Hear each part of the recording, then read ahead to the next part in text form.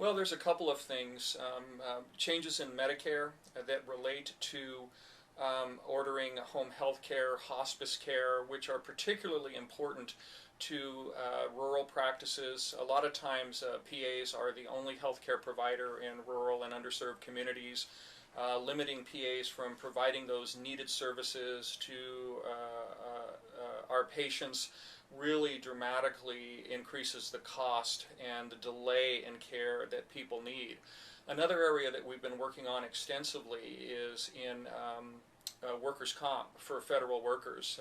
PAs are restricted from providing injury care to federal workers who are injured on the job, and that's been on the legislative agenda for a number of years.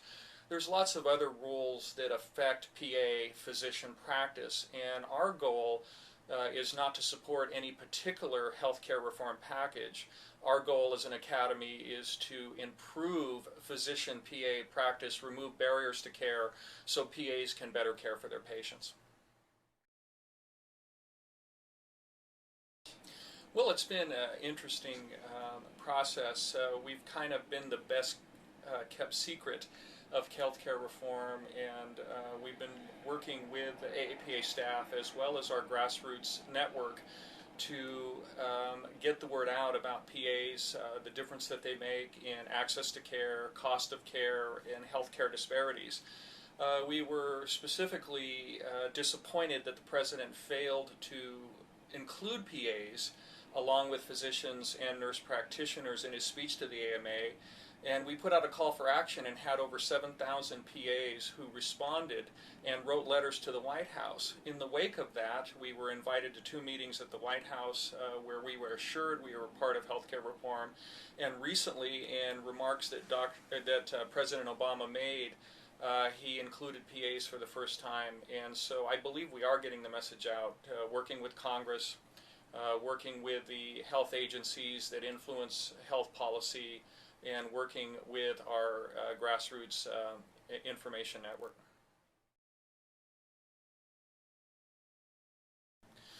One of the more important issues is PA education funding through Title VII.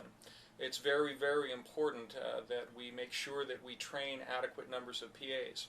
Right now, if you flip the switch and covered every American with health coverage, we wouldn't have the physicians, nurse practitioners, or PAs to provide that care. It's critical that we train adequate numbers of PAs and other healthcare providers. It's critical that we train them in general medicine subspecialties, family practice, pediatrics, internal medicine, so that we have the healthcare providers available to provide needed care.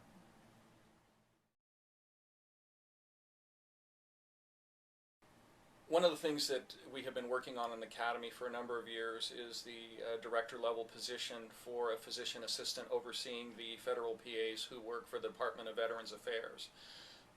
Specifically supporters who have helped us, Congressman Moran from Kansas and Congressman Phil Hare from Indiana have been instrumental, along with the Veterans Affairs PA Association, who have worked tirelessly on this issue over the past decade, and we're hoping that we'll be able to get this legislation through and get this position established